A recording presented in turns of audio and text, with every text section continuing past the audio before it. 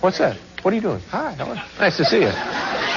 Did you wander off the tour? Well, good to have you here. Thank you. All right. Just tidying up a little bit. We need coasters here. You know, that's what we need. I spilled one of my drinks. We need a coaster. You do need a nice coaster, yes. It would protect the furniture. Our first guest recently completed his successful comedy series. It was a program on the Fox and the Showtime networks called It's Garry Shandling's Show. We're always glad to have this man back with us on our program. Ladies and gentlemen, here he is, Garry Shandling. Garry.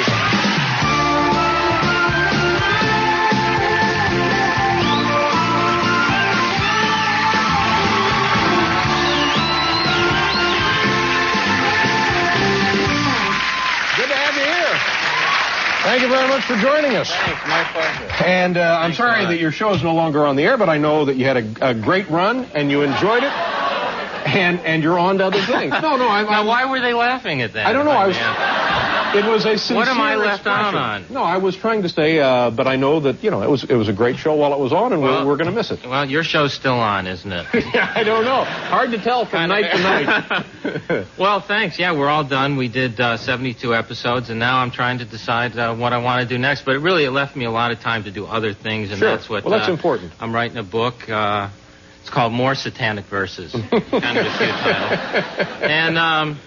And then I get to do, now, the last time I was here, this is my most frightening moment of the whole summer. The last time so I'm watching your show. Right. I'm on, it's like 10 after 1 in the morning, something like that, and I'm watching, and it was a rerun that I was on, but I didn't know until I came on.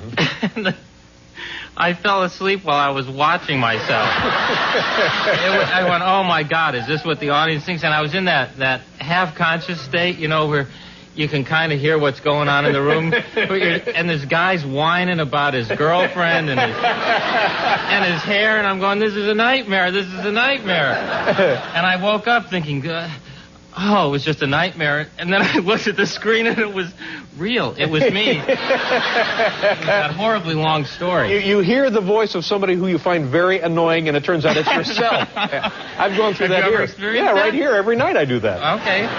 Well, then you know exactly what I mean. No, but you were telling that story about going to the White House. Oh, please don't bring that up again. It was so long, and you know it, and then you reran it. It's sort of to slap me again. No. It was... No, it was, let's not discuss it. It was too long. It was long, but it was funny. It was rich. It was dense with comedy. Oh.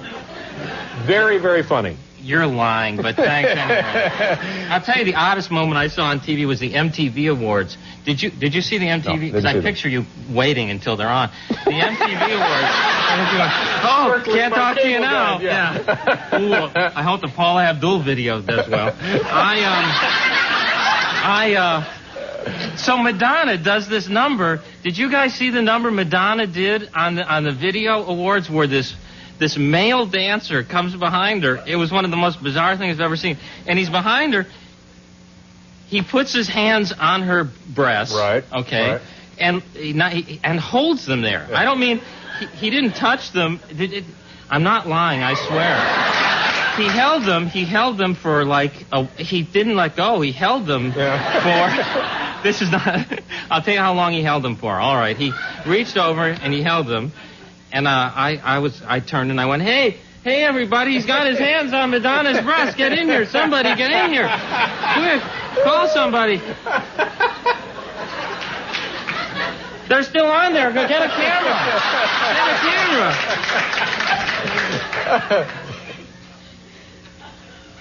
That long. Oh, my God.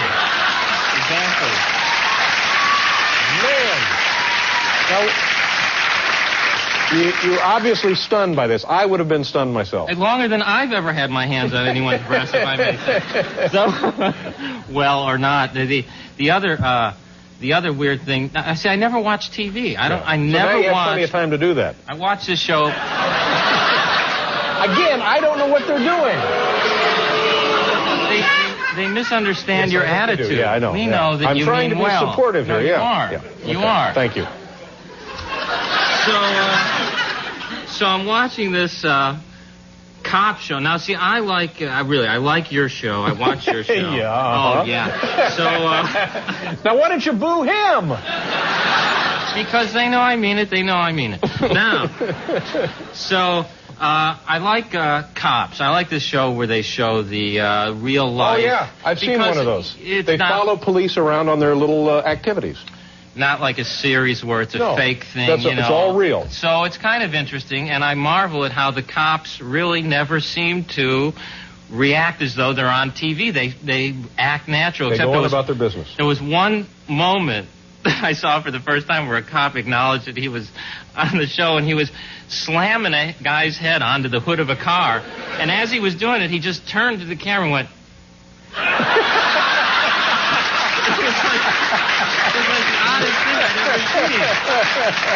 Well, that's pretty exciting. All right, we have to do a commercial, and then we'll be right back here with Garry Shandling.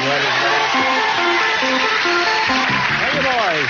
Garry Shandling is here, Dick Clark is here, and this guy is fascinating, this Michael Motion. He does odd, interesting little things. He technically is a juggler, but unlike any juggler you have seen heretofore, I'll wager.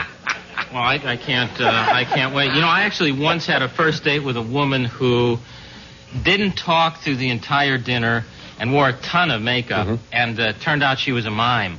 But I didn't know her. Yeah, well, you're probably nervous being the first date and all. Easy to break up with her, though. It was just kind of like...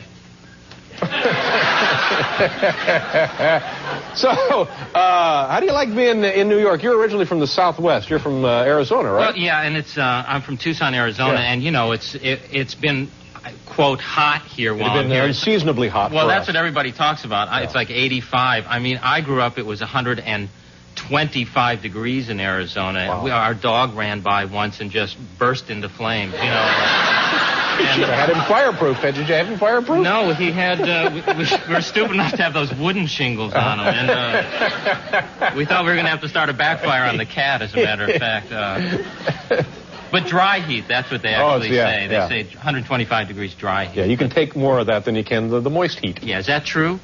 So is a welding torch, if I'm not mistaken, dry heat. People go, yeah, light that thing up and run it over me, but keep that wet flame away from me. It's the humidity that gets to me. So, now my dog... Well, you have dogs, huh? No, not anymore.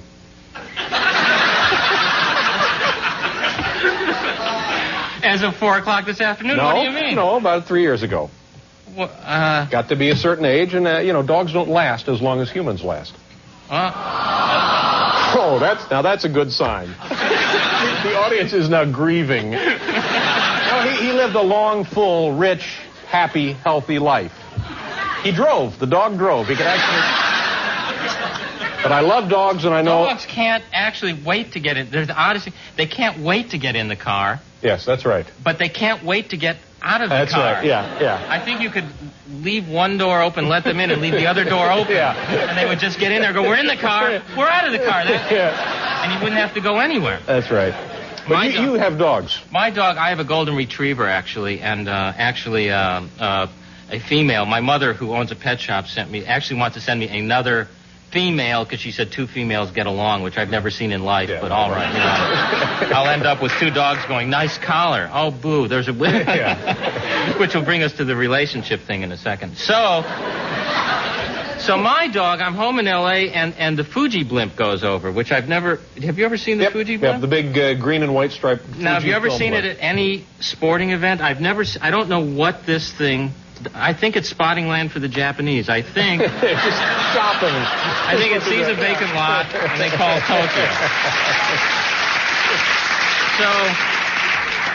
So the Fuji blimp goes over. Now, my dog, you never know what a dog's going to get spooked at. And sees the blimp. It's like 300 feet with the whirring blades. The dog freaks, right? It's 1-year-old, dives under the coffee table. That's where dogs think they can protect themselves, under the coffee table. So, and won't come out for like 3 hours. And like you, I love animals, right? So I have this dog underneath the coffee table who's just looking up, thinking the blimp at any point is going to dive into the living room, right? It's a beautiful study in panic behavior, because the dog is safe but doesn't know it, right? So I get a milk bone because I don't want to leave the dog underneath the coffee table for like the rest of its life. You want to comfort it. I want to comfort it and coax it back outside. Yes. Help it through the trauma. I couldn't have put that better. So I have the milk bone, which is what dogs live for. Yeah. And I'm coaxing it outside. You know, you can keep it like 6 inches from her face, and they'll keep moving along. And I'm leading her outside. The second she gets outside, she just starts looking up again. Right. You know, figuring the blip. There's like permanent damage is what I'm afraid of. So I figure I'll take her to the park. She'll forget everything at the park. His dog's going crazy. You can just say the word park, and a dog flings himself against the door, right? My dad used to spell it. He'd say, we're taking the dog to the P-A-R-K. Yeah. The dog figured that out, but my brother didn't know where we were going, right? My brother's going the P-A-R, and the dog's going, sound it out. So now I'm the only guy walking a dog at the park that's looking up. Right. The dog's at the park looking up. Now all the other dogs start to look up. They're going... And I'm walking on going, I'm not going to look up. And damn, I couldn't help it. I looked up, and all the other dogs laughed at me. Yeah.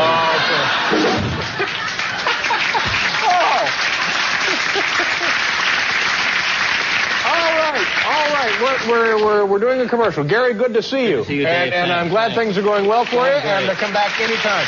It's Garry Shandling, ladies and gentlemen. We'll be right back.